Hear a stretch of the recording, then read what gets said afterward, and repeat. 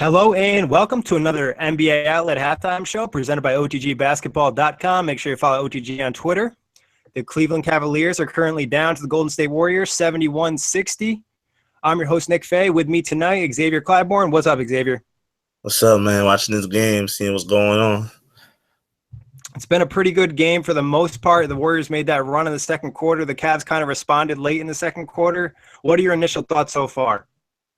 Right now, my initial thoughts is that the Cavaliers are beating themselves. They came out in the first quarter, and everything was to the basket.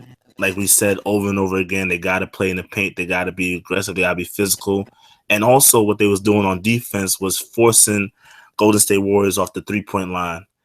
But then what started happening was they started turning the ball over, a lot of silly fouls. Golden State took 14, 50 free throws in the first quarter.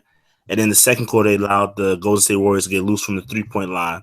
Really, when I'm looking at the stat sheet, only guys that's really been killing them is Durant and Stephen Curry. They've kept everyone else pretty much in check besides Iguodala, who's had a couple of good minutes. But their defense is okay. Just that in that second quarter, they almost lost energy and was not hustling to the ball the way that they should be hustling. So right now, I just think that the Cleveland Cavaliers are really beating themselves because they played good enough to be up 10, 12 points in this game. Yeah, I think the sloppiness definitely stuck out, like you said. In that first quarter, they came out, they hit their shots. LeBron started hot. They got a lot of points in the paint. Kyrie started to cook a little bit. Then that second quarter, LeBron had a couple sloppy turnovers. The team just kind of made a few mistakes. Next thing you know, the Warriors hit a few threes. They go on one of their runs, and the momentum's in the side of the Warriors. And it's kind of tough to bounce back from that. The Cavs did a pretty good job, though, late in that second quarter. Yeah, big shot by J.R. Smith to end the quarter. They really needed that to stay within the game. The good news is that they have stayed attached. With everything, with all the negatives that they've had in the second quarter, they're only down by 11. Still plenty of basketball left. They have three-point shooters. They have guys that can get to the basket. They can slow down or speed up the tempo. So they have a lot of tools to get back in this game and potentially force the game 6 back in Cleveland. Who's stuck out for you on the Cavs side? Who's having a big game that's kind of impressed you so far? Really, it starts with LeBron and Kyrie. Those two came out very aggressive in the first quarter. They had a possession where it was back-to-back layups from Kyrie and LeBron. They've done a good job of really attacking the basket. The Cleveland Cavaliers in this series have been at their best when they're attacking the basket and getting into the paint, and that's what Kyrie and LeBron were doing early on in the game. Late in the game, they started taking a lot of jump shots, a lot of forced shots, turning the ball over. So I look for them to really get it going and go back to what was successful in the first quarter in the second half. Yeah, for me, I mean, obviously everything kind of starts with Kyrie and LeBron. The offense goes through them, a lot of responsibility for them. But I thought JR and Tristan Thompson played pretty well in the first half. 13 points from JR, that's a pretty big contribution. 5 of 6 from the field. Tristan Thompson with 8 points, 3 rebounds, 3 assists. And we kind of mentioned on the recap show, he's done a pretty good job when he gets caught in that in-between spot. Instead of turning the ball over, taking a bad shot, passing the ball. Also, he obviously got into it with David West. What did you think about that little incident? I think that was just not a smart play on Tristan Thompson's part because if you watch the replay, David West was completely in the wrong. If they leave it as is, they get a technical free throw out of that possession and actually get some momentum going into the half. But Tristan Thompson really, he's had a good game, but also he has been getting pushed around the boards, especially in that second quarter.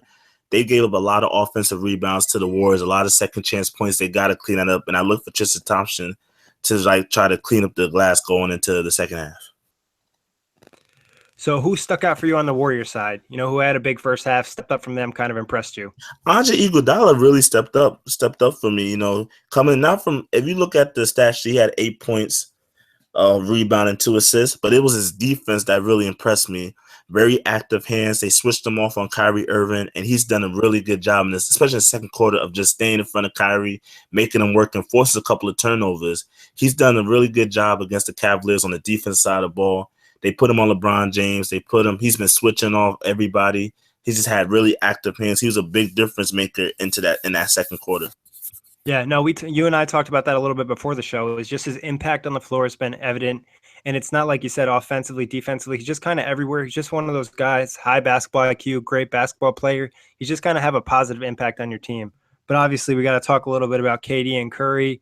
both guys with 20 points. I was kind of impressed Curry was able to get 20 because it seems in the first quarter that he was going to get a little frustrated, but he did a good job getting himself to the line, getting his rhythm going, and then he kind of had a big part in that run. Yeah, he went 9 from 11 from the free throw line. A lot of, that's really attributed to more of sloppy Cavs defense, but credit to him for getting to the free throw line and making them.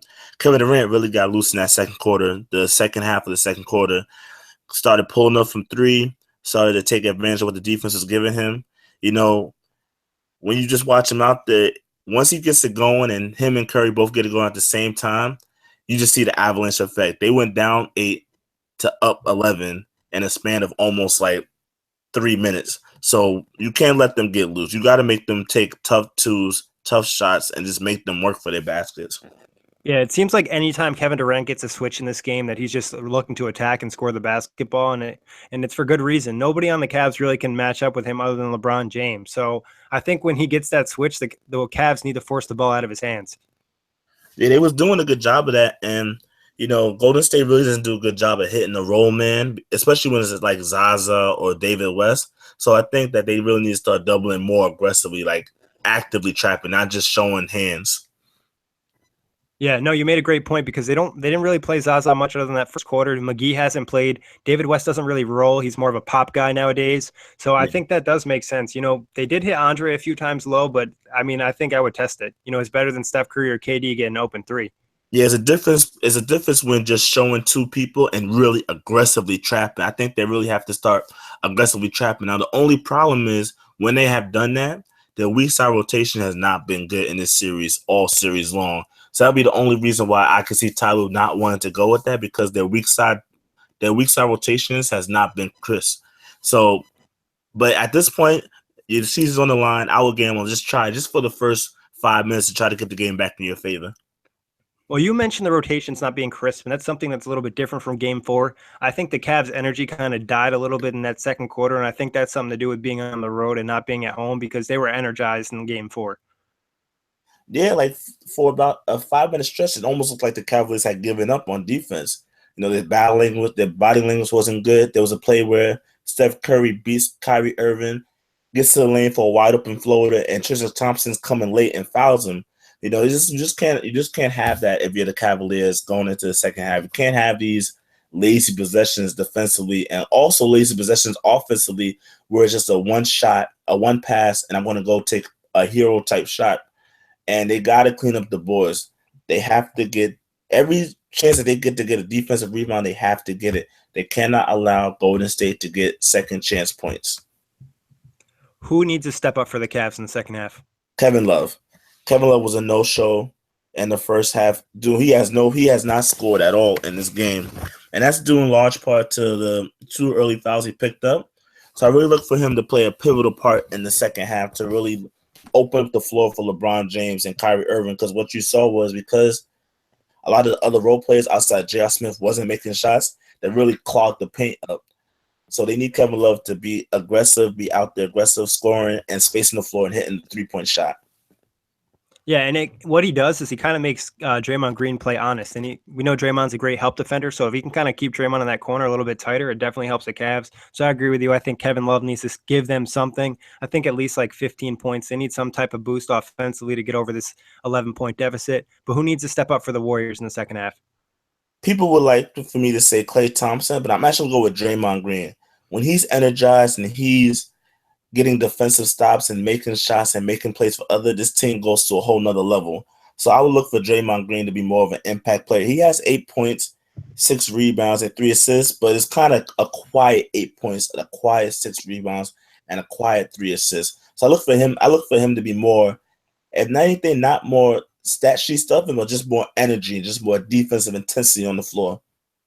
More activity from him. So I mean, I definitely could see Draymond stepping up. He definitely was still a little bit passive with that 3-point shot, which is weird because he's shooting over 40% in the postseason, but he struggled in the finals. So, I mean, I could definitely see that, but I'll go with Klay. I think Klay needs to attack a little bit more, especially when he gets Kyle Korver on him.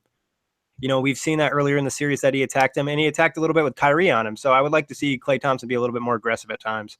I agree with that. I definitely agree. I think he has to be the third or fourth best player on the floor right now for them to really put this game in the driver's seat so that they can close to the championship.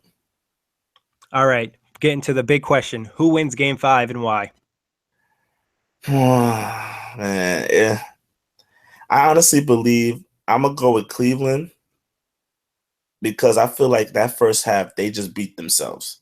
I think when they go into the locker room, they're gonna realize how many turnovers they had, how many easy fouls they gave up. The game's within 11, is within reach. If they clean up their mistakes, they have a chance to win this game. And I'm going to go with LeBron not wanting to go out in Golden State in Game 5. I think he wants to force a Game 7 to at least cement his legacy as one of the best players of all time. Because if he could force a Game 7, who knows what could happen. So I'd look for LeBron to come out really, really aggressively against this defense. I expect Kyrie and Kevin Love to play up to all-star standards, and I'm going to go with Cleveland. I would love to agree with you here because I'd love to see more basketball, but I'm going with the Warriors. I think, this team's just too talented to lose. We got Steph Curry already with 20 and KD with already 21. I think it's just going to be too much for the Cavs, and I think they won't have the same gas that they had in Game 4 to close this one out. But we'll see what happens. We might be back here for a Game 6 halftime show, or we might just have a recap tomorrow. So enjoy the rest of Game 5. And Xavier, thanks for hopping on, and thanks everybody for listening. No problem. Have a good night.